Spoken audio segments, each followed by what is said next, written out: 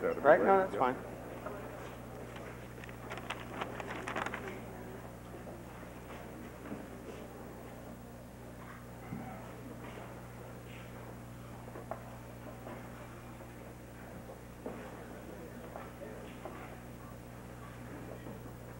Terrific.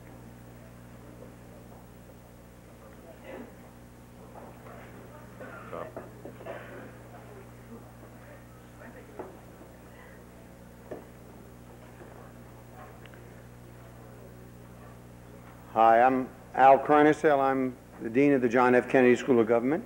And on behalf of the school and the Joan Shorenstein Barone Center for Press, Politics, and Public Policy, it's my privilege to welcome all of you here tonight. Just say a couple of words. First of all, about the Goldsmith Awards.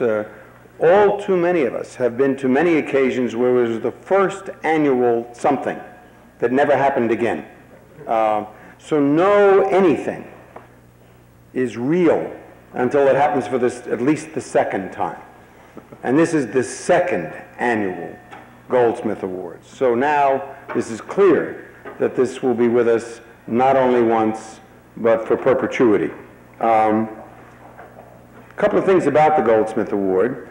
It follows in the tradition of a number of endowed lectures and awards and special events at Harvard, where one of the advantages of being an old university is people do get some degree of confidence that I guess if they've done it for over 350 years, they're likely to be doing it for at least a little while longer. So like the Dively Award here at the school, or the Gotkin Lectures here at the school, this is something that truly follows in a tradition that's well established to recognize excellence. Excellence of many different forms, but in this case, excellence in the sense of an award for investigative reporting, excellence in the sense of a book award, excellence in the sense of scholarships for research, and excellence in the sense of fellowships for journalists. Now, all of this really does get to the essence of the Kennedy School. As Gary Oren indicated earlier, it really does bring together the intersection of scholarship and the world of practice. The people that teach about it and do research about it, and the people that do it. And by bringing them together, enhancing the performance and the work and the creativity of both. So we're delighted to have as part of the Kennedy School's activity these Goldsmith Awards. The logical place for them in this school is the Joan Shorenstein Barone Center for Press, Politics, and Public Policy, because it's there in that center that we have the intersection of those important areas that are central to the activity of this place. So we're proud to have this as a part of our activity, and I'm delighted to introduce to you the person who has built the Joan Shorenstein Barone Center for Press, Politics, and Public Policy, the Edward R. Murrow Professor of Press and Politics, Marvin Kalb.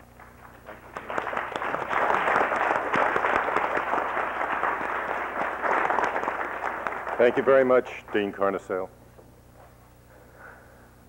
It gives me a sense of deep satisfaction that as director of the Shorenstein Barone Center, I'm able to preside over this extraordinary evening of recognition, honor, and discussion. Extraordinary because the Goldsmith Awards represent a unique and serious coming together of journalism and scholarship in the interests of better government. There are other prizes in journalism, the Pulitzer, I guess, at the head of the pack, but there are no others, in my opinion anyway, so broad in scope, so generous in commitment, and so dedicated to the goals of this school, the goals of inspired public service, than these Goldsmith Awards. The Dean has already categorized the breakdown. There are 4 categories. Allow me to repeat them with a couple of additional facts that might be of interest to some of you.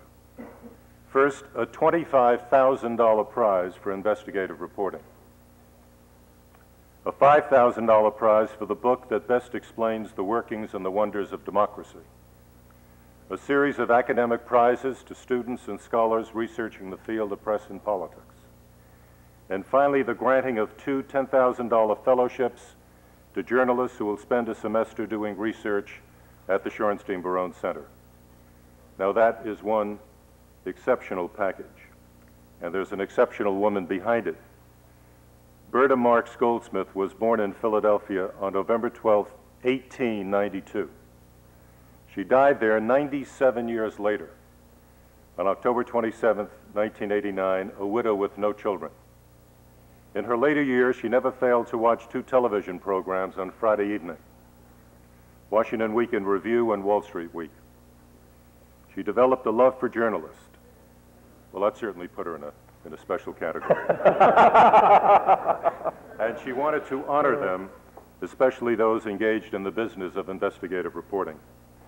She had a specific aim in mind. She wanted to improve the quality of American government, the betterment of American society. I wish that she were here tonight. I'm grateful to two men especially for negotiating the terms of this package in a patient and creative fashion. Robert Greenfield, a lawyer and philanthropist from Florida, and Professor Gary Oren, who's on leave this year doing God's work at City Year, helping today's youth. And I'd like Mr. Greenfield and Professor Oren just to stand up for a moment so we can give them a hand. Thank you. Thank you. Without their effort, it would not have been possible to provide financial assistance to students and scholars working in this field of press and politics. To introduce the winners of the Goldsmith Awards for academic research, I'd like to call on Professor Frederick Schauer, the Frank Stanton Professor of the First Amendment. Fred?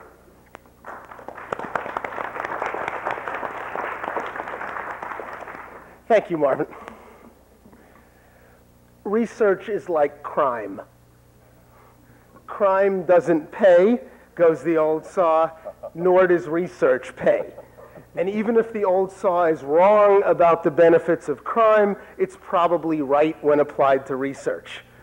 And that's because it's virtually definitional of much of the best research, that it looks to the long term rather than to the short, to tomorrow rather than to today, that it does not know the answers prior to investigation and prior to asking the questions, and that its master is truth rather than the particular interests of some individual or some institution. For all these reasons, scholarly research, like art, is unlikely to flourish and unlikely to be able to serve long-term interests in the face of short-term pressures if it must rely for its support on market forces. Thus, scholarly research may be a public good, likely to be under-supported by the normal operation of economic and political forces. Historically, as we all know, this gap was filled by having scholarship produced largely by those with private means. If one looks at many of the greatest works of philosophy, of history, and the like, produced prior to the 19th century, they were basically produced by rich people unaffiliated with universities working at home. Recently, the role of the scholar's own wealth has been displaced by the role of the university, but still now, as during the Renaissance, the role of private philanthropy has remained central to the support of much of the best of scholarship. One part of the Goldsmith program, one that Gary Oren has been particularly involved in establishing, and in many respects I'm giving his speech, even though he might not give the speech that I'm giving, but that's what happens when you take a year off. You don't know what's going to happen in your name and in your place. But one particular part of the Goldsmith program that is close to both of us and to many others recognizes what I've just said, and thus seeks to marry private philanthropy with the institutional and reputational advantages of this university and this school and this center in order to support research about the press and about its intersection with the processes of politics and policymaking, both as the press affects the making of policy and as policymaking affects the organization and operation of the press itself. It's important to distinguish the subject of research from the methods that researchers might use to examine that subject, and so the various relationships, causal and otherwise, between the press and policymaking, the subject of press and politics, can be examined with the use of numerous different methodologies, including those of the historian, the social scientist, the philosopher, the economist, the decision theorist, the cognitive psychologist, the literary critic, even the lawyer, and many, many others. And it's a virtue of this program that it's been able to support research on press, politics, and public policy being done by researchers from different backgrounds, using different methodologies, and at different stages of their careers. And I want to introduce them now. Some of the recipients of research grants are with us tonight, and some are not. Will those who are here rise when I call your names and remain standing until I complete the list? And will the audience withhold any applause, if you were otherwise inclined to give any applause, until I have completed the list? First, Mitchell Bard, a self-employed columnist on the use of polls and making more accurate use of polls in campaign coverage. Maureen Beasley of the University of Maryland, researching and writing on first ladies and changing media technology. Tegan Goddard, a policy analyst at the United States Senate, on financial news coverage during the recent past presidential election campaign and proposals for recommendations about coverage of financial matters. Raymond Hartle, a journalist of the Evening Post of Port Elizabeth, South Africa, who was a student here last year and is doing research and writing on South Africa and the emergence of a new black journalism cohort within South Africa.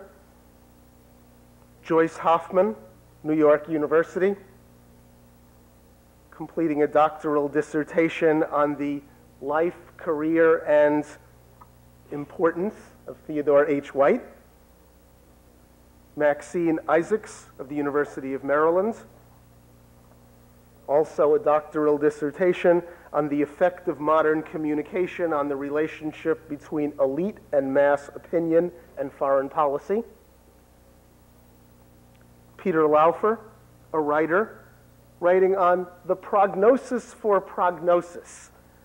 The second prognosis in the prognosis for prognosis being a newspaper in Prague, and it is this is a study of the role of the United States and Americans in carving out a newspaper market in post-communist Prague.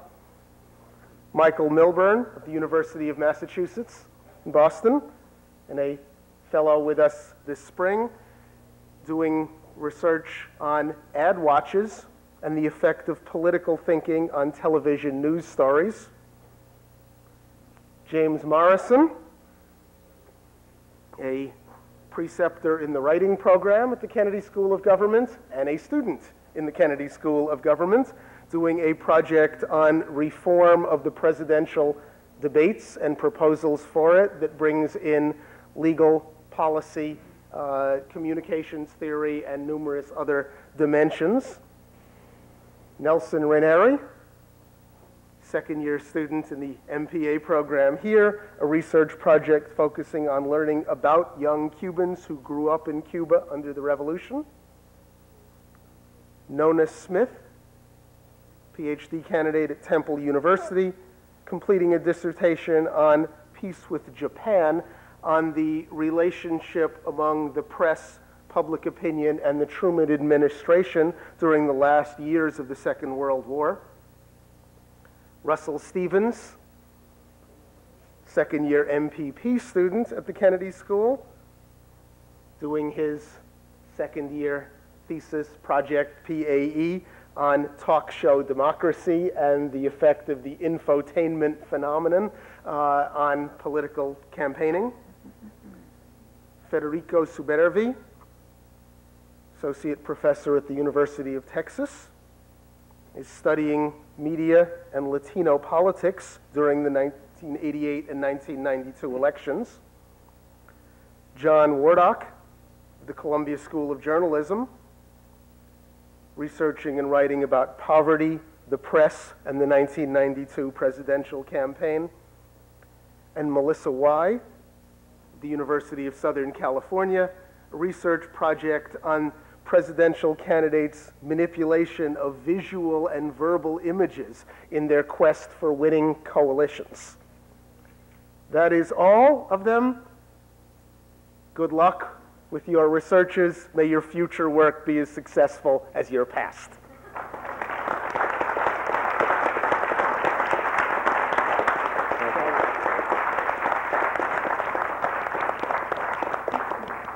Our next category tonight is the Goldsmith Fellowship. It is my pleasure to recognize two journalists as winners, Alison Copper of Newsday in New York and Jorge Quiroga of WCVB TV Channel 5 here in Boston. Each will be given a $10,000 fellowship for a semester of research at the Shorenstein-Barone Center. Ms. Copper will focus on the coverage of rape trials and Mr. Quiroga on the coverage of Hispanics. Who's speaking and who's listening? Could they both rise, please, and could they be honored? Thank you. Thank you very much.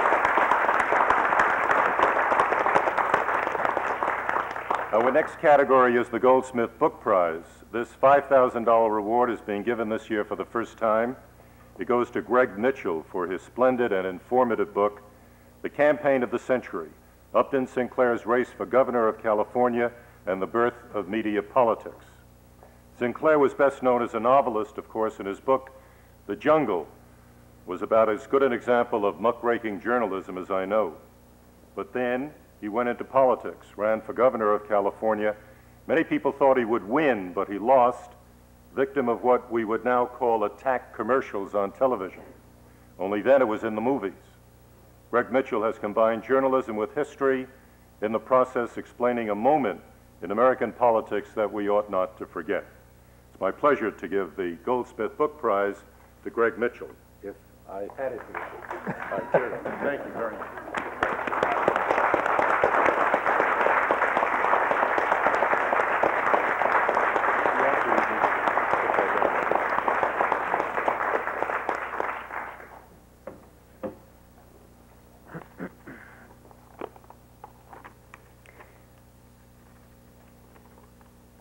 I'd like to thank Marvin Kalb and the Barone Center for giving me this prize. I find myself agreeing with the writer V.S. Nepal, who recently accepted an award in London by saying, "The prize that has been given to me could have been given to many others, but my good luck pleases me." I'd also like to thank Harvard for providing so many memorable characters for my book. There was Albert Parker, law school class of 25, who was the dirty trickster, the Donald Segretti of the 34 campaign. Then there was William Randolph Hearst, who in 1934 called Upton Sinclair a dangerous fanatic, but had no qualms the same year about meeting with Adolf Hitler. And of course, there was Franklin D. Roosevelt, who was profoundly ambivalent about the Sinclair candidacy. By the way, Upton Sinclair went to Columbia. That even gets a laugh. And he once wrote a perfectly atrocious poem attacking Harvard for exploiting the poor. Believe it or not, he rhymed Harvard with starved. Harvard will play a role in my next book, too. It's another campaign book, and it's set in 1950.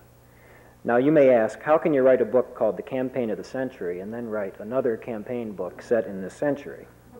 And how can it match the name-calling, the red-baiting, and the dirty tricks of the last book? Well, there's a chance that it will, because it's a book about the Richard Nixon, Helen Gahagan Douglas race for the U.S. Senate in California. It will be called Tricky Dick and the Pink Lady. One of the Harvard boys in the next book is Alger Hiss. Another is named Kennedy. Tom Wicker, among others, has revealed that John F. Kennedy or his father, or perhaps both, gave a substantial sum of money to Richard Nixon to defeat Helen Douglas. One bit of information I've unearthed is that Robert Kennedy, who was in law school at the University of Virginia at the time, also secretly gave money to Nixon. I'd like to thank my lovely wife, Barbara Bedway, for making the campaign of the century better in more ways than I can possibly mention. I'd also like to thank Marvin Kalb for his kind words about the book. I've always been amazed that most journalists seem to think that the tricks of the modern campaign really date back only to the 1970s or perhaps the 1960s. Actually, I have to confess they even predate 1934. Consider the following quote: "I have been distressed to see some members of Congress idolize an image which their own hands have created." This was John Adams 200 years ago, complaining about the image makers surrounding the first merchandised candidate, George Washington. 100 years after that, Theodore Roosevelt complained that Mark Hanna, the first great campaign manager or handler, was advertising William McKinley like patent medicine. So it really wasn't that much of a leap a century later when a former Reagan press secretary referred to Ronald Reagan as a public relations outfit that became president and took over the country. Or when a prominent spin doctor complained that too many candidates have been beaten because they tried to substitute substance for style. Let me conclude my remarks on perhaps a surprising note by saying that it's time for media bashers, and I suppose I'm one, to give credit where credit is due. 58 years ago in California, the first political attack ads hit the screen. They were created by movie producer Irving Thalberg to defeat Upton Sinclair. Last fall, we may have witnessed another turning point in the history of political campaigning. The era of the attack ad, at least in presidential elections, may be drawing to a close. When television networks employed so-called truth squads to check the accuracy of political commercials, they profoundly affected the course of last year's campaign, dooming George Bush to defeat, I believe.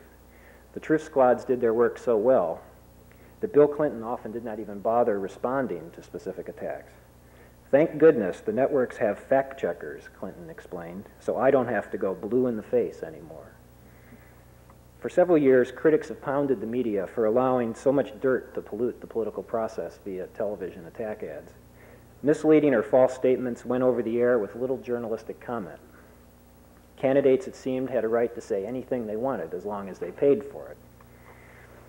But then, during last year's primaries, print and broadcast journalists started providing reality checks, point-by-point analysis of political ads. Every candidate for president got caught with his facts down. When autumn rolled around, it was hard to turn on a newscast or pick up a newspaper without encountering the truth squad. This was devastating for Bush, who planned to use attack ads to close the gap with Clinton. The fact-checkers forced the president to choose a far riskier approach. After weeks of waffling, he agreed to debate Clinton not once, but 3 times. The debates, as we now know, proved disappointing, if not disastrous, for the president. He even had to stand there nakedly, without Marlin Fitzwater to hide behind, and hear average citizens in the audience criticize him for throwing mud at his opponent. That doesn't mean that we have seen the last of the attack ads, but they may no longer thoroughly dominate presidential races.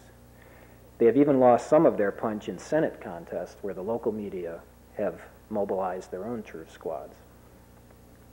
By taking their role as watchdogs seriously, the media has encouraged voters to peer through the mud to the real issues in the distance.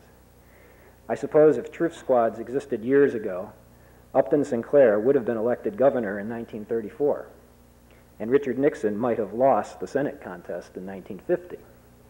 He might have even lost his first run for office against Jerry Voorhees in 1946. I don't know if that would have been good or bad for California, but it might have saved us from a lot of political flim-flam ever since. For it's still true what Mark Twain, that former journalist, wrote a century ago. A lie can travel halfway around the world while the truth is still putting on its boots. Thank you.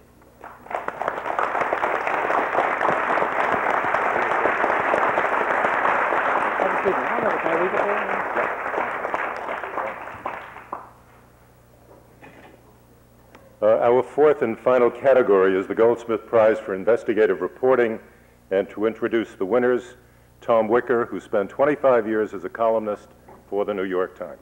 Tom?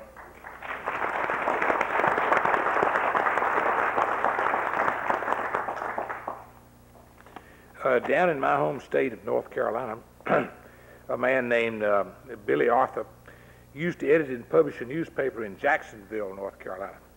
That's a big town now because they've got a Marine base located there. But when Billy Arthur started out, it was just a one-horse sort of a place, like most towns in North Carolina. And he published his first edition of the Jacksonville newspaper with this line prominent on the masthead: "The only newspaper in the world that gives a damn about Jacksonville, North Carolina."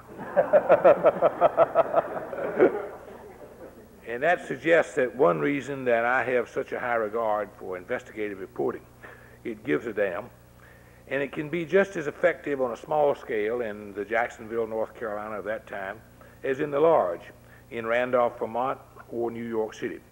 In fact, it may take more courage and more enterprise in a small town on a small paper.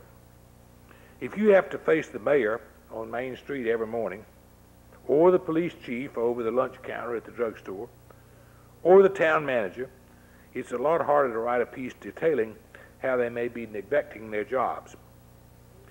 A friend of mine is Harvey Sloan, who used to be the mayor of Louisville, Kentucky, and he tells a story about how the first night he was elected mayor, he was waked up at 5 o'clock in the morning by a voter who called him on the telephone, and he said, "Mr. Mayor," he said, "there's a pothole outside my house on the main street, and I can't sleep because the cars drive over that pothole and they make a noise and it wakes me up, and I want that pothole fixed."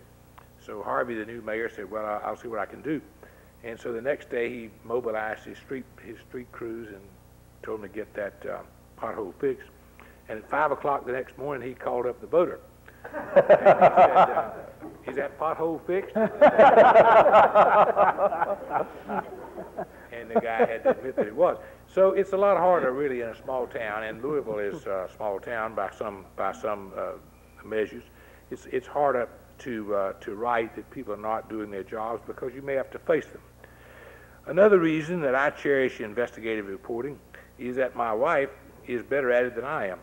Her name is Pamela Hill, and for many years she headed the ABC Close-Up series. She's now in charge of CNN's Special Assignment series. That got an award, I believe, just last week from the Joan Shorenstein Barone Center. And I saw over the years how much work and effort went into those documentaries, 6 months into each one in many ways.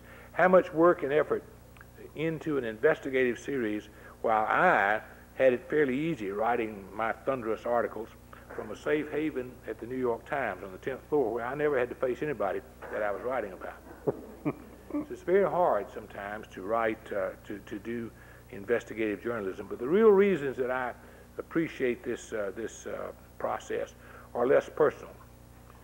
Investigative reporting represents individual enterprise in a craft that's moving inexorably towards mass effort. We see now routinely that when heads of state meet in a so-called summit conference, that perhaps 3,000 reporters are on hand to cover what is not even really a good story. But 3,000 reporters are there because these leading personalities are there. When I was bureau chief for the New York Times in Washington, we had 30 very good reporters, most of whom spent their time duplicating what the wire services were doing. And I wanted very bad to be able to turn these good reporters loose just to find out what they could find out. But no, they were on beats, and they had to cover, because the New York Times wanted on the front page its own stories rather than a story from the AP or the UP. When the Gulf War broke out during the Bush administration, something, as I understand it, something over 3,000 reporters went out there, as compared to the handful, 20-odd, 24 or so, who covered World War II. And the reason they could do this was because of the satellites, which would beam back special programs to every little station, every little TV or radio station, because it had become customary that newspapers and broadcasters wanted to have their own stories. They wanted to be able to broadcast stuff about the hometown boy or woman, as the case was in the Gulf War. And it has been put to me as I've been a very severe critic of the way the government controlled information in the Gulf War. It's been put to me, what was the military to do with 3,000 reporters except to organize them into pools? And I think that's a compelling argument. So in many ways, we in the press forced the government control of information by overwhelming the theater of war with reporters. So investigative reporting, in my judgment, in the nature of the case, investigative reporting means one reporter or one reporting team on one story, usually a story that no one else is following or checking. It is a throwback. It is what journalism really is all about in many ways. The second reason that I value this process is that investigative reporting may not pan out. At the end of the process, there may not be a story, because you look into something without knowing, without having the facts to begin with, that it's true. It may not pan out. Much time and effort may be invested when no story will result. And this shows us, and I think this is a useful process, it shows us sometimes that we in journalism can be wrong or overeager or overconfident. But perhaps more important than that, I'm sure more important than that, it shows us the value of checking and digging even if nothing comes of it. Because to know that there's no story there sometimes is as important and as helpful as to know that there is a story there. For another reason, investigative reporting at its best results in information that otherwise never would be known. The worst time that I ever used to have in Washington when I was working for the Times there would be transitions between the election of one president or another. I remember when the Kennedy administration was elected in 1960, the transition was just a dreadful time, because we were whipped like dogs to go ahead and find out who was going to be Secretary of State, who was going to be Secretary of the Treasury, who was going to be this or that or the other thing. We were driven to find these things out. More time was spent on this than almost anything I can remember in Washington. And yet, in the long run, everybody was going to know that. The only question was, would the New York Times be one day ahead of the Washington Post or vice versa? And I think that's really a fundamental waste of time for journalists. Sooner or later, all of those things are going to be known. Like the results of an election. Sooner or later, we're going to know who won the election, or at least who was certified as the winner. Today, stories may be known to the general public, may be known to everybody via television before a newspaper ever gets it into print. But investigative reporting tells readers something no one else tells them, something that they might never have known had it not been for the investigative reporter, not something that everyone is working on. Investigative reporting seldom deals, and this is perhaps the most important thing, investigative reporting seldom deals with what happened yesterday. And what happened yesterday is the besetting sin of journalism, dailiness. Dailiness leads to the whole headline syndrome. It leads to the idea that you've got to have something on the front page, Christ how the wind blew, that will attract readers. The old Washington Evening Star of memory, the old Washington Evening Star used to run an 8-column headline across the top every day. Didn't matter what the news was. They ran an 8-column headline across the top of the page every day. Maybe not the least reason they went out of business. But they ran that 8-column headline across the top every day. I remember one, it sticks in my memory, it said, "Ike flies to Georgia."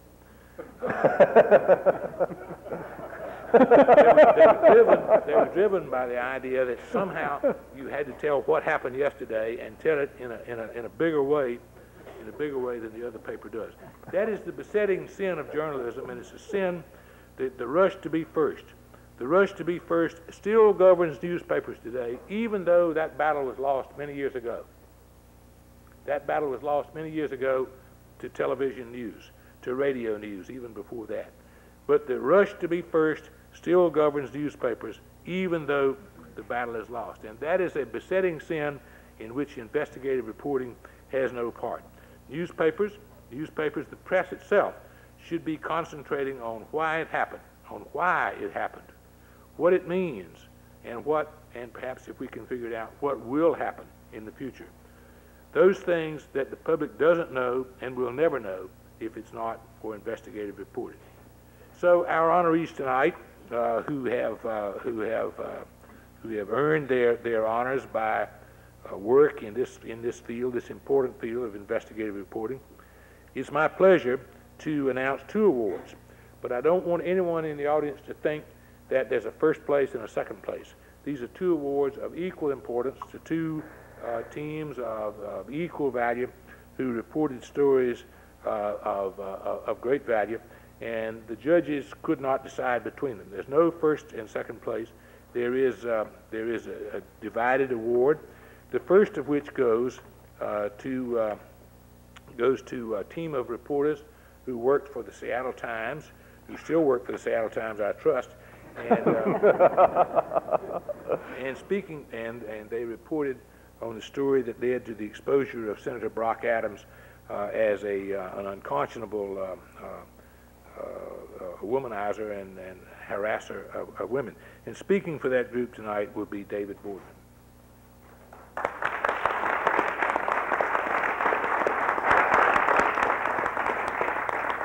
Thank you. First of all, I would like to express the gratitude, my own and that of my colleagues, Eric Prine, Eric Nalder, Susan Gilmore, and our newspaper, to the Kennedy Center for this, Kennedy School for this wonderful award. It's quite an honor to be recognized by an institution of this stature, and also to share the award with journalists of the stature of those who are sharing this with us from the Los Angeles Times and the wonderful story that they did. Marvin has asked me to go into some more detail for you about what it was that we wrote about. I think most of you are generally aware of the story, but probably not particularly aware of what happened out there in God's country. Some of it happened in Washington, D.C., and some of it in Seattle. It was the morning of Sunday, March 1st, 1992, about a year ago, and I was in my backyard playing ball with my 2 young daughters. Dave called my wife from in front of the small kitchen TV set. "You better come see this." This was 4 nationally prominent journalists, folks that had grown up reading, watching, and listening to, talking about a story that these 3 Seattle Times reporters and I had spent countless hours working on over a 3.5-year period, and they were trashing it. Sam Donaldson, George Will, Cokie Roberts, and Tom Wicker were discussing the Times publication that very day of a story based on the allegations of 8 women that Senator Brock Adams of Washington State had sexually harassed or molested them over a period spanning 2 decades. The most controversial aspect of our story was that we hadn't named the women. Will called our work, quote, "an open license for character assassination." Donaldson called it irresponsible. Roberts called it, quote, "very dangerous." And in the most measured comment, Wicker said withholding the accusers' names probably wasn't justified. I saw my career flash before my eyes. About 4 hours later, I watched another familiar and powerful person condemn the story over the airwaves. Brock Adams, flanked by his wife and his tearful daughter, said the allegations were, quote, "hypothetical comments by hypothetical people," and that the article itself was, quote, "created out of whole cloth by people who hate me." Then, at the same press conference, with what seemed to be more embarrassment than indignation, Adams announced that he would give up his race for re-election. While this might seem odd to the more carnivorous of we ink-stained wretches, I couldn't help but feel sad for the pain we had brought him and his family. My hands shook inside my wife's as I watched the 31-year public service career go down in flames on my little 13-inch television. But as I watched the senator, I also couldn't help feel sure that we'd done the right thing. That assessment was fortified over time. Many of the early critics, including those on the Brinkley Show, had based their criticism on a short wire service rewrite of what we had done. Once they saw the original and saw how much detail and corroboration had been included, most of them changed their tune. Honors from distinguished institutions such as this one bolster my surety even further. This story had its start in September of 1988 when a woman named Carrie Tupper, who was a Seattle native, who was a former congressional aide and a longtime family friend of Brock Adams, said that the senator had drugged and molested her at his Georgetown home a 1.5 years earlier. Adams conceded that Tupper had stayed overnight at his home while his wife was away, but emphatically denied her allegations. The U.S. Attorney for the District of Columbia declined to press charges against Adams, and Adams, who was a former Secretary of Transportation and had a lot of political capital to spend, appeared to be able to weather the storm. But Tupper's allegations hung in the political air, unresolved. After the claims became public, we began to get some calls from people, men and women, saying that they had had similar experiences with the senator or knew of other people who had. However, and this was a key point, none of these people was willing to state the allegations publicly as Tupper had. At that point, we felt we clearly had no story, if for no other reason than believing that the man had a right to face his accusers. But we did have a mission. We set out to determine whether Adams, who had become a legislative champion of women's rights, had in fact used his power and position to sexually abuse female associates and employees. If so, this was not simply a matter of private, personal, consensual relations. It was abuse of power and of people, and spoke directly to his fitness for office. We decided to continue investigating, and this presented some unusual challenges. The first was the nature of this sort of allegation. And as often is the case in sexual harassment or abuse cases, nearly all the alleged incidents took place in private without any direct witnesses. Whatever happened, it would come down to a case of his word versus the accusers. Secondly, as is also the norm in these sorts of cases, most of the alleged victims said that they were embarrassed and humiliated by what had happened to them. Although they had told close friends of the incidents, in most cases shortly afterwards, they didn't want to go public. One of them said to us, "I don't want to have to go in the grocery store and write a check and have somebody say, 'Oh, you're the bimbo.'" They'd seen what had happened to Carrie Tupper. Later on, they saw what happened to Anita Hill. They didn't want to be victimized again. Rather, they initially spoke to us only with the purpose of supporting Carrie Tupper. So we spent hundreds of hours digging further. We followed scores of rumors to dead ends. We took incidental facts from anonymous calls, researched them through contacts, congressional staff lists, computers, identified and found the callers. At one point, we had found about a half a dozen women who claimed to be harassment or molestation victims of Adams. From there, we checked and double-checked anything and everything about their stories that could be confirmed or disproved. For example, one woman said that she'd met with the senator at a particular bar at a particular time. We verified that the bar had that name at that time, had been open at that time, verified that he was in the area during that time and that she was in the area. Eventually, we reached a point where we were convinced, through all this exhaustive reporting, that Adams had in fact abused female employees and associates. Although most of these women didn't know each other, the details and patterns of their stories were strikingly similar. None had any apparent reason to denigrate him. In fact, almost all of these were Democrats in political jobs and had clear reasons not to. All were credible, and all offered credible people, including others who had worked for the senator, to corroborate the circumstances of their stories, if not the exact detail. At least one of these was a person we had dealt with previously on other stories and had come to trust. But still, there was a huge gap between what we believed to be true and what we felt we could expect the public to accept and believe, let alone to be fair to Brock Adams.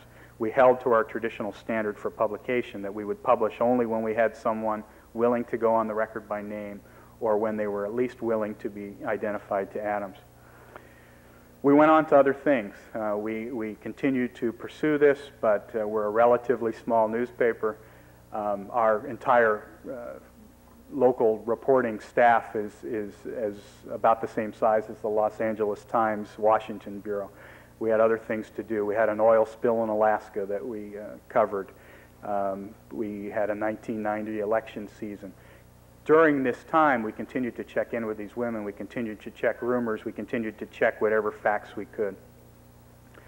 Finally, as the election year of 1992 dawned and Brock Adams' attempt at re-election, it became clear to us that our standards would likely never be met. The alleged victims were too frightened by the potential impact of us revealing their names, either in print or to Adams, to agree to be identified. We also felt that to be fair to Adams and to the political system, that if we were ever going to act on this story, it had to be soon. Finally, we struck upon what we thought would be a solution. After triple checking the veracity of these stories, we would publish the names of the women who were willing to sign statements affirming the truth of their allegations against the senator and acknowledging that they might have to face him in court should he sue us for libel. By that point, we had found about a dozen alleged victims. 8 of them agreed to sign such a document, and their allegations were published on March 1st, 1992, many in great detail. As New York Times columnist Anna Quinlan noted, the women were, quote, nameless but not faceless. There are ages, job descriptions, telling details that ground the accusations in reality. And I think that was the key. With the amount of detail that we were able to provide, these sources were not really anonymous, they were simply unidentified. Would we use this same technique again? Only as a last resort, as it was in this case. Certainly our credibility with some readers, let alone with people like Sam Donaldson, suffered, probably permanently. But we were faced with finding a less than ideal way to tell readers and voters something we believed to be true and thought was very important, or not telling them at all. I think we made the right call, and I think we forged the way for other victims of sexual harassment to come forward. We've been told by people in Oregon that our story really paved the way for the Packwood story, which is now in the news. As the father of 2 daughters, and I must say among the 4 of us, we are the parents of 7 daughters, can't help but feel good about that. Once again, on behalf of my colleagues in my newspaper, I want to thank the Joan Shorenstein Barone Center and the Kennedy School for this great honor. Thank you.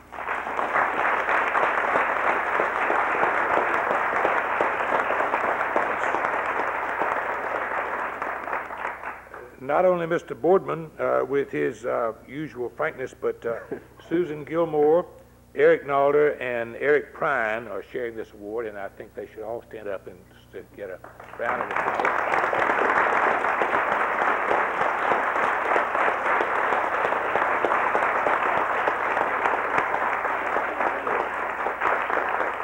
The envelope here is one for each of you. How are you going to get it back to the West Coast is your problem. That's pretty. Okay. Check it out. Copy editor. Just an endless copy editor over here. Congratulations.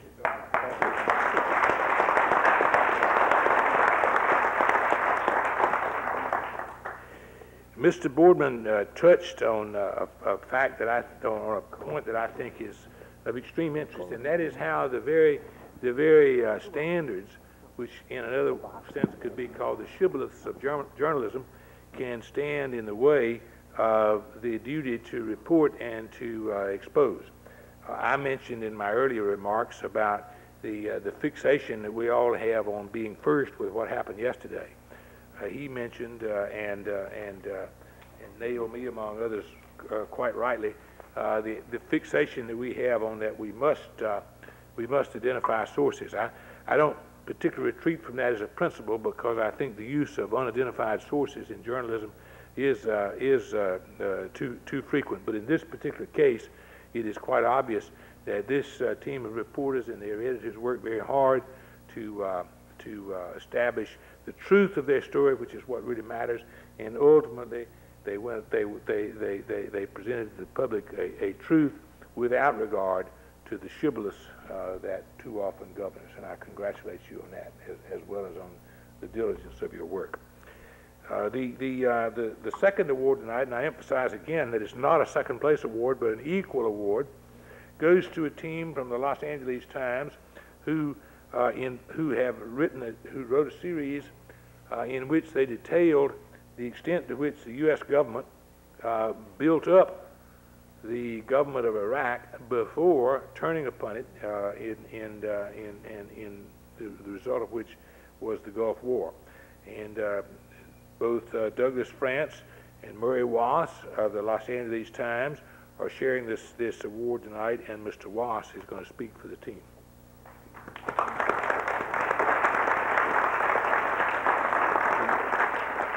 Thank you. I'm convinced that all investigative reporters have exactly similar experiences, because listening to David talk about hypothetical Brock Adams, seeing Brock Adams on TV and talking about hypothetical comments by hypothetical people. I had a very similar experience one time where I got a call from an editor who said, we need you to write something. The Attorney General was just on C-SPAN, and he was asked about one of your stories, and he said it was by an alleged reporter by working for an alleged newspaper. I saw my career pass before my eyes, because my response, which was too quick, was at least the Attorney General was half right.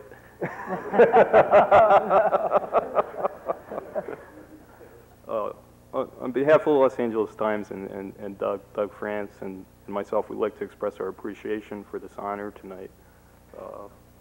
Sorry, I'm not used to public speaking. The quote that comes to mind right now is the one by Warren Zevon, the songwriter, who said, "Send lawyers, guns, and money." That'd get me out of this.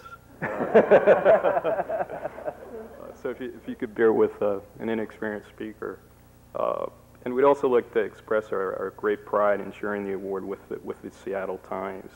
There was once a time when stories about sexual abuse and sexual harassment were not pursued in newsrooms and largely ignored by the media. And the award by the Kennedy School to the Seattle Times stands not only as a great honor to those reporters, but also recognition that those issues and those types of stories will probably be more aggressively covered in the future. Likewise, we consider the award tonight as much a vindication and affirmation for the story we reported as an honor for any individual reporter. Iraqgate, as our story became known, was only one of a number of national security scandals during the Reagan and Bush administrations that were not aggressively pursued by the press to a large extent. Iraqgate, Iran-Contra, and these other covert foreign policy initiatives were more than political scandals. They amounted to nothing less than extra-constitutional government conducted in secret from the American people, exempt from congressional oversight, and outside the law. They were carried out with a disdain for the rule of law and the great constitutional traditions of this country, and we witnessed too often the victory of autocracy over democracy. Historian Theodore Draper has argued that during this period we had what he calls a bifurcated presidency, which allows for an authoritarian president in the conduct of foreign policy, but a democratic president in formulating domestic policy. And I think what we learned from our reporting is that it's wrong-headed to believe that those two, and we've learned from these scandals, is it's wrong-headed to believe that these two can coexist. It's somewhat naive to think that a lawless executive with disregard for the Constitution in conducting foreign policy will then abide the rule of law in other arenas. And these secret foreign policy initiatives conducted outside the law often require much to be done here at home in order to maintain their concealment. And so they lead to the subversion of the criminal justice system, administration of justice, because they are policies, foreign policies that are reached not by consensus among the American people. They require the suppression of dissent here at home of political leaders, academics at places like Harvard and other universities, and journalists who might reveal what we are not supposed to know. And these secret foreign policy initiatives require that the highest level representatives of the President of the United States go out and lie to the American people and the Congress.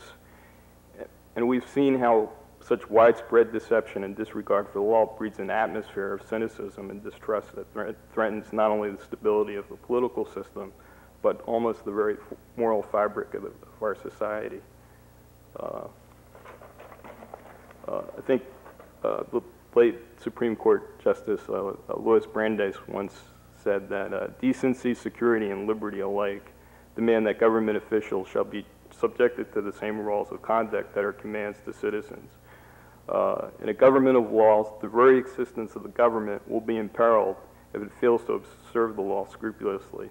If the government becomes a lawbreaker, it breeds contempt for the law and invites every man to become a law unto himself, and invites anarchy. Finally, for those who say we need not to be report these stories or need not be concerned about authoritarian conduct by the president in conducting foreign policy. I think we have to understand that today foreign and domestic policy are inexorably linked as they were never before. And indeed there is oftentimes there's little distinction between the two. We see that the trade negotiation today with Japan will determine whether an auto worker in Detroit keeps his job. Events unfolding in Russia will impact whether we will be forced to maintain a permanent war economy, diverting necessary resources from social and economic programs here at home. And our Iraqgate stories, I think, showed the link between covert foreign policy and our domestic well-being in one very important way. They raised serious questions as to whether ill-conceived and extra-legal policies towards Iran and Iraq may have contributed to the Gulf, causing the Gulf conflict, and leading to so many fathers and sons and husbands and wives to have to go overseas and fight a war. And the American people have a right to know the history, increasingly a secret history of how these decisions are made in their name, and that will affect their lives. When a president decides to conduct foreign policy outside the law, as he did in Iraqgate and Iran-Contra, and Congress does not have the means or will to confront the president, the press stands at the very last refuge for the people to learn the truth. And yet some of the most vociferous criticism of the Iraqgate coverage came from many in our own profession. I'd like to quote one critic in particular, speaking in the Columbia Journalism Review, who writes for a major newspaper. Quote, "Some papers allowed themselves to be manipulated, acting as agents of the Democratic opposition. Some people made this a crusade." And ironically, this was the same type of criticism the Washington Post faced during Watergate. And I'd just like to respond personally to critics such as this and say, my personal response is not only is it responsible, but it is necessary and indeed imperative that a free press and a free society report about secret presidential policies that affect the daily lives of Americans. And the non-reporting of the story represents what I think is a journalism of omission. And the journalism of omission favors the school of thought that the public should be allowed to be kept in the dark about what goes on within their own government. This journalism of omission complements a governance by ignorance necessary to circumvent democratic traditions and the will of the people. And it is a journalism that too often favors a culture of allegiance to the political regime in power rather than an allegiance to the Constitution. This journalism of omission is implicitly by its nature becomes very biased and a partisan journalism. But it is the danger of this journalism of omission that I hope becomes debated here at Harvard and becomes discussed and becomes an issue that a debate can be started about. And I'd just like to end in quoting James Madison, who said 2 centuries ago, quote, "The popular government without popular information or the means of acquiring it is but prologue to a farce or a tragedy, or perhaps both." Thank you.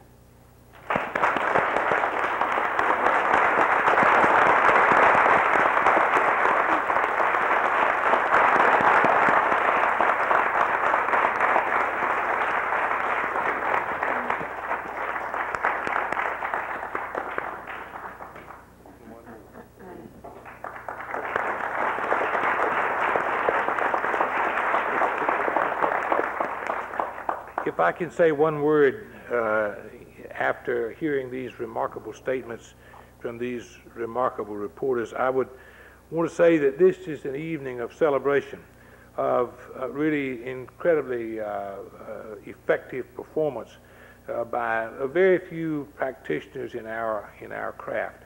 And it is an evening of celebration, but it also should be an evening, in my judgment, an evening of lamentation, because they are so few. They are so few, and they're so there are so few people in American journalism, or any journalism, but certainly in American journalism, that are willing to stand up, as these reporters did, that are willing to take the heat, that are willing to be bold, that are willing to go against the chivalrous, that are willing to go against the standards of the community, that are willing to stand up in the long run. It's very hard to stand up, and these folks did it, and there's so few who will. And while we're celebrating their achievement, let us not forget the fact that very few are willing to do that. Thank you.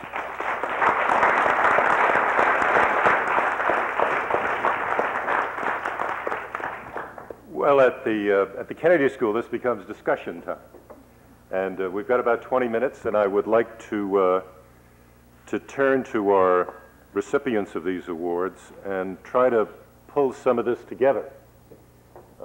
You're not all hooked up, so there are a couple of you hooked up. I would like to start and ask Greg Mitchell what Sinclair Lewis and the Upton Sinclair is the guy we're talking about, I know that. When you get into the novel writing business, and the novelists who took upon themselves the responsibility to be kind of novelistic journalists, to plunge into stories, really, that were not being covered journalistically.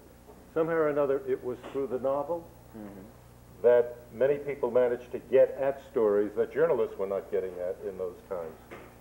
And why was that? Why? Well, he was kind of a special case in the sense that the real muckraking movement began around 1902. In fact, Teddy Roosevelt gave the name muckraker. He took it from Pilgrim's Progress, actually. And we probably all remember from high school learning about Lincoln Steffens, the Shame of the Cities, and Ida Tarbell's history of the Standard Oil Company. Sinclair came along a little later, and you know, most people, when they think of the jungle, they don't think of it as a novel, but it actually was a novel. Back in those days, newspapers were not doing what we would now think of as investigative reporting. It was really the day of yellow journalism and sensationalistic stories. The people who were doing it then were magazines, Collier's and McClure's, and even Ladies' Home Journal, Cosmopolitan, and the Saturday Evening Post, which we wouldn't really associate with it then.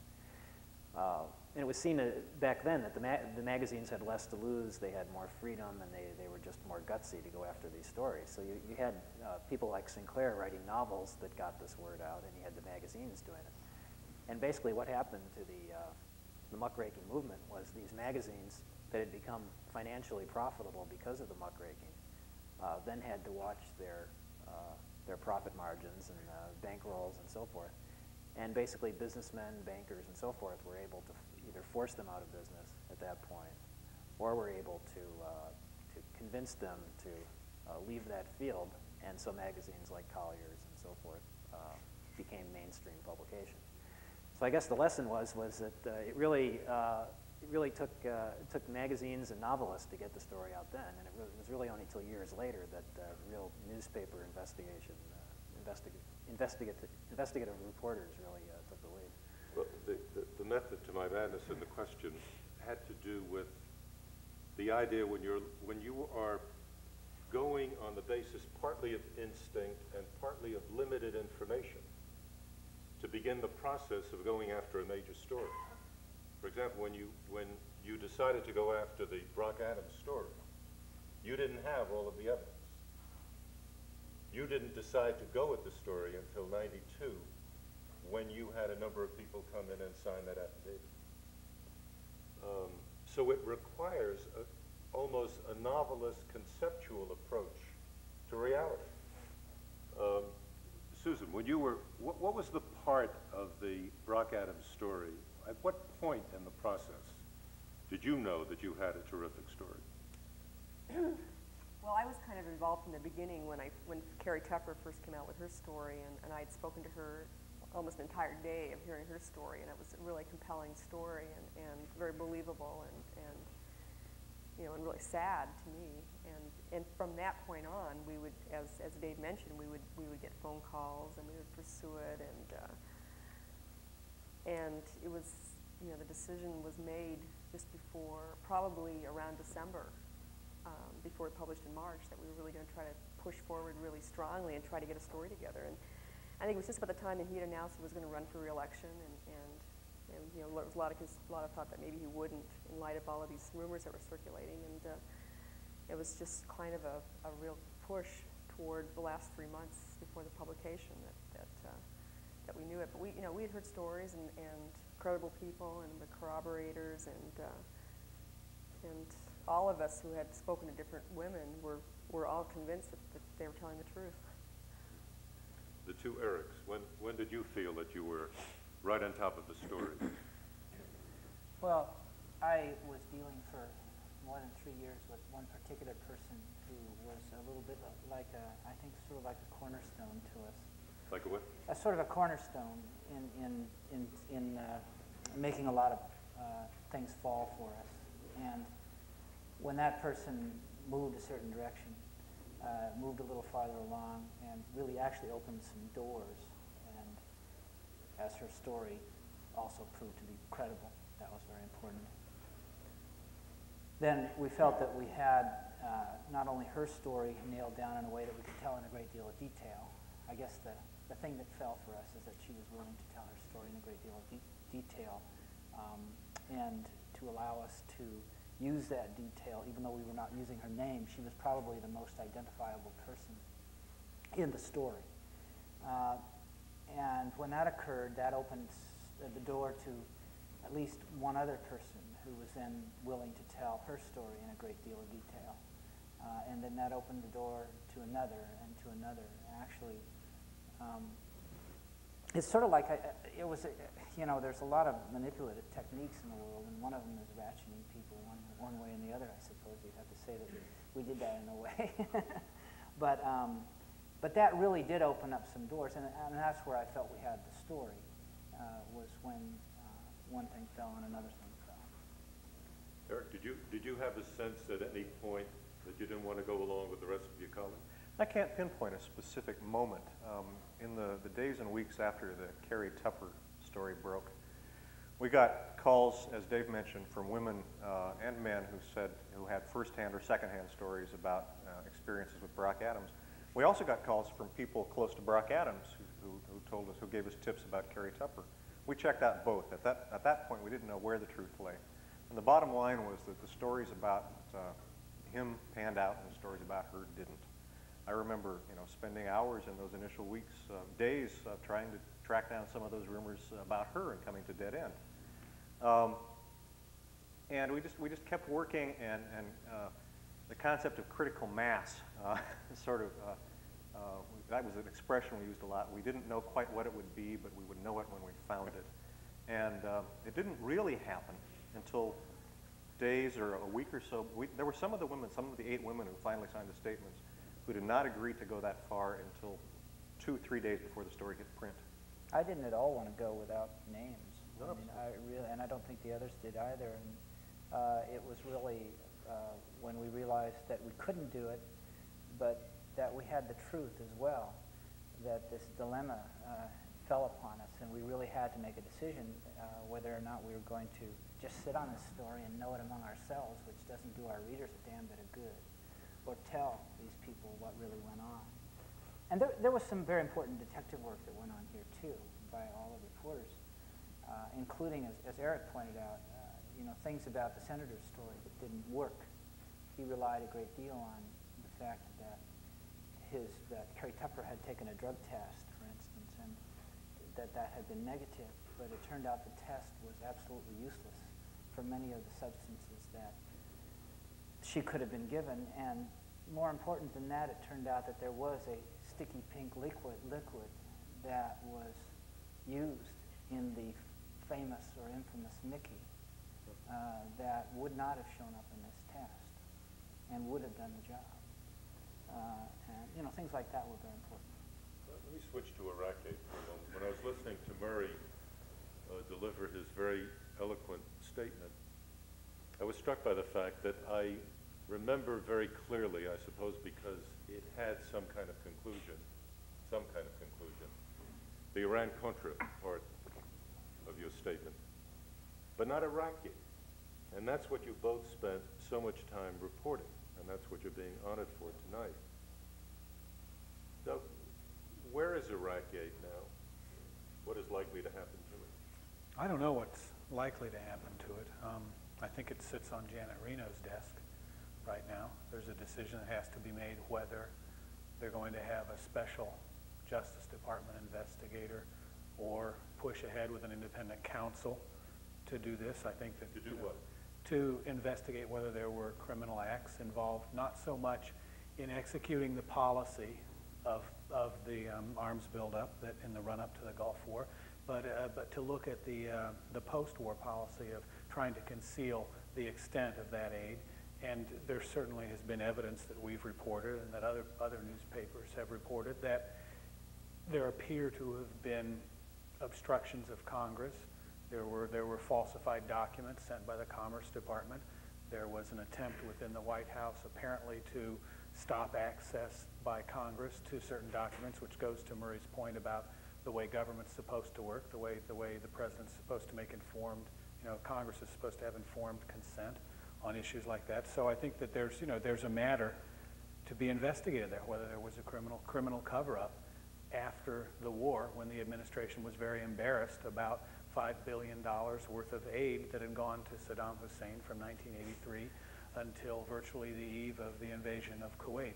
So it sits on Janet Reno's desk. They have said, the Democrats in Congress who have been pushing for an independent counsel and were turned down by Bill Barr during the Bush administration, have said that they'll push ahead only with the consent of the administration. So that's where it stands. I think there are a lot of outstanding questions that haven't been answered, and I think there are questions that are only going to be answered if officials are put before a grand jury and asked to testify under oath about how decisions were made regarding information about U.S. policy toward Iraq. Now, we've been very careful, I think, I hope, in our stories not to accuse individuals of violating the law. I mean, this is a bifurcated story in a sense. It started out looking at the way the mistakes in U.S. policy that were made in secretly building up Saddam Hussein, and that has to do with the sales of technology, with financial aid and other aspects. And then the second phase of this, which developed really after our first series of 3 stories ran. I mean, Murray and I wrote more than 100 stories last year on this subject. This was a sort of a fast-rolling investigation. And the second phase of it was, in fact, whether the extent of that aid was covered up and whether federal laws were violated there. But you've used a lot of very powerful words. What names are associated with those? We've been careful in our stories not to accuse people, individuals, of violating the law, and I don't see any difference in not doing it in print and sitting here and doing it also. I mean, there have been White House officials whose actions have been questioned, but I'm not real comfortable talking about individuals right now. Well, in one case, we're not comfortable talking about individuals. In another case, we don't mention names, and yet we proudly proclaim that you've done this 2 wonderful well, series. I mean, I think the stories really, nobody sitting here has probably read all these stories. You didn't get all the stories for your entries. The stories speak for themselves. They were very carefully done. There are people who are identified in those stories, Marvin.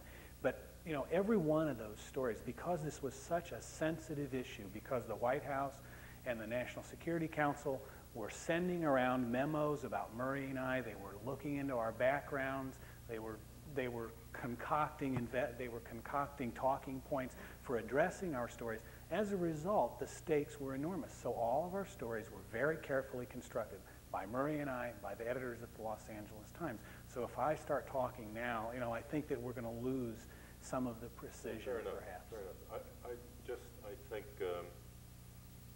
was just kind of curious about how far I could play the game of getting you to stories. I used to do that for David, you wanted to talk about something? In terms of the Adams story and not naming the women, I think the whole issue of sexual harassment certainly has evolved dramatically over the past few years. I think a key point in our telling of the story was the Clarence Thomas hearings, both in terms of how we saw the public's reception of this as an issue, as a serious issue, and how the women we were working with saw both the threat of their identification and the significance of the issue. And I think in the wake of our story, the people who have reported the allegations against Senator Packwood have been able to go further, and there have been women willing to go on the record by name. I really think that's a big element in our case. And when you made the point about your being the father of 2 daughters? Yeah. Right. 7 daughters among the 4 of you. That's enough of an impulse to write the story right there. I have time for about 2 people who want to ask questions, but if you don't, I'd be happy to go on. Would anybody like to ask? Go ahead. In fact, there's a microphone right there. I'd like to switch to another topic. I think we'd rather talk about what we're talking about. Well, it concerns investigative reporting, but okay, it's about the Kimber Wood and Zoe Baird affairs. And 2 things that struck me. There were 2 issues involved. One was that whether these people did or didn't do something ethical or whatnot. And the other was that had to do more with the victims, which were the hundreds of thousands, perhaps, of these workers around the country who are working in whatever conditions. They don't have representation. They can be thrown out. And the press, what happened was that what was addressed by the press was how this affected those people who employ these people rather than the people who were affecting themselves. And how can this happen? How could the press have let that happen? Well, how is this happening? Is the press only serving a certain class of the society? I only heard on National Public Radio 2, this was kind of interesting, 2 people who addressed this. One was Katie Davis's Saturday show, in which, because she's interested in Latino affairs, she had this. And the other was on Marketplace, Maria Elena DeRosa. I'm going to ask you just, your basic question, though, is are we just serving one part of the population rather than another? And why don't we just give one of you a chance from each newspaper, or Tom, if you wish to come in as well. Who would like to? Go ahead, Eric. I'll address that. I think there's 2 answers to that. One of them is that I do believe that the press tends to, on average, serve a sort of a demographically middle class or upper middle class audience, and they tend to speak to that audience, and they tend to, I think in some ways because reporters have become wealthier people, actually. They're not wealthy at all. I'm not, at least. But in any case, they've become quite a bit more middle class than they were when the wages were quite a bit lower. They've become much more like yuppies themselves. And I think that's a real problem. And I think we have to, in journalism in this country, get back to the streets a great deal more. That's one answer. I have another answer to that. The press in this country speaks with many, many voices. The stories that you read may have approached that story that way, but all over the country, and I saw stories where they were addressing the issue of how these people live. I read a marvelous book about Los Angeles where it talked about people who work in these jobs and what it's like and what kind of lives they have. It was just part of the book, but it was well done. So there are many voices, and there is an attempt around the country, sometimes in very much smaller papers, to do this kind of thing. So I guess I waffled a little bit in my answer to you, but I think it goes both ways. But I think you hit a couple of very good points indeed. We really got to move on. I'm sorry. The last question. Go ahead. The question for the Seattle reporters that I presume, and I didn't read the stories, but I presume that you all confronted Brock Adams at some point, and I wondered at what point you did that and what he said. Well, I was the one that did it. So. Go ahead. Or Dave was with me. Go right ahead. Well, in the latter stages of this story, when we knew we had a story, basically, when we knew we were going to do a story, and we knew that we had to confront Brock Adams, we contacted his campaign and his aides, basically, and told them in an outline fashion what we had. There were already rumors about that we were working on something, so it wasn't a huge surprise, but I'm sure it was something of a surprise to them. Days went by, and we kept contacting and kept trying to get Adams to talk to us, and still wouldn't. Finally, Dave and I went down to this campaign office and talked to his woman who was running his campaign, one of his major aides, and they told us, I don't know whether they were telling us the truth. If they were, then they were not doing their job. They claimed that they hadn't even told the senator yet about this, for concern that it would upset him in the midst, as he was preparing for a major fundraising event. It happened to be at that major fundraising event where myself and Dave, actually myself being the reporter, eventually confronted him because he wasn't, agreeing to it. They eventually passed the word to us that he would not interview with us. He would not consider the information. He this and that. He would not deal with it at all. But we were not satisfied with that at all. We want to see. I don't ever want to hear from a person's aide that they're not going to talk to me, or even get the answer from somebody's aide. I won't accept that. Maybe if I worked in Washington, I would have to, but I don't where I work. So I go to those people and I walk up to them and we stand nose to nose, and I get the answer from them that they're not going to talk to me. So we went down to this fundraiser. It was a Friday evening, downtown Seattle. We were going to publish on Sunday. I went in and I walked over to the campaign aide. I told her, hey, I need to talk to this guy. She says, well, he's not going to talk to you. I said, I have to have him tell me that. So she went over to him, and there was a little chat, and she brought him over to me. Actually, it was a strange event because watching him, I almost felt, to tell you the truth, like this was a guy who was just sort of walking into a hanging in a way. I mean, I think he felt very, very much like, I had a sense looking at him that he knew that the gig was up. And I sort of felt like I could almost tell him, I don't want you to stand there, Senator, I want you to stand over here. Because he was so, I don't know, so eyes glazed over sort of sense of this man. And I just, well, I told him I had, no comment, I had a prepared question. And I ripped off to him what we had, the types of allegations, rape, harassment, molestation, etc. It was all, I had the tape recorder running. And then he said to me that he would refuse to comment. And then his wife, who was next to him, lit into me a little bit, and that gave me an opportunity, actually, to get them talking, maybe. I used that, and I tried to get her to chat. But this man who was Adams's aide, who had worked for 60 Minutes before, was all clever on this sort of thing, and jumped in between us like a big wall and blocked me off and said, go away. And at that point, I certainly wasn't going to wrestle him to the floor and keep Adams's wife talking, but that's how it ended. And then we went back to the office and put together the rest of the story. Could I add a couple?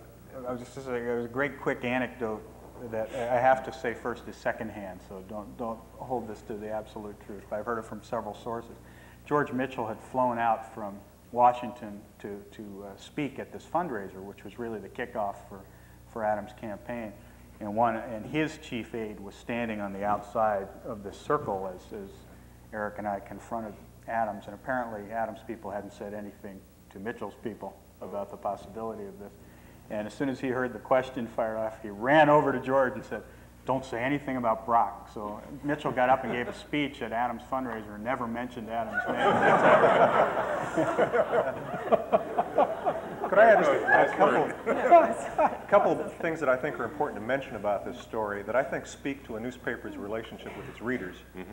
First, we realized going into this that because of the way in which we were going to present this to our readers, we would become part of the story, whether we liked it or not. So part of our package was a front-page, lengthy note from the executive editor explaining went through much of the same ground Dave covered in his speech tonight, why we went about this the way we did. The other thing, which was actually my wife's idea when I told her about how we were going about this and how we were going to use women without their names, is she said, you have to tell your readers why they're afraid to have their names used. So we went out and talked to psychologists and women who'd been involved in politics in prominent positions and did a sidebar to that effect. And I think those help to supplement the main body of work and really, I think, help to make it more credible to our readers and let the readers in on the process that we went through, which I think is something that newspapers need to do more than they have in the past. Absolutely. Well, I want to say in conclusion that I am enormously proud to have been part of this evening, to have been on the selection committee to come up with this marvelous group. I honor your work. I honor your courage, your guts, your honesty. I honor the fact that this man can sit and write a book. Just the writing part of it took 3 years. I honor you all, and I think we all do. And it's testimony, really, again, as I said at the very beginning, to this extraordinary combination of journalism and scholarship, that you can have a series of awards that will reach from one end, the scholar, to the other end, the journalist, and even deep into the heart of journalism, the area of investigative reporting. So bless you all, and thank you very much for being with us.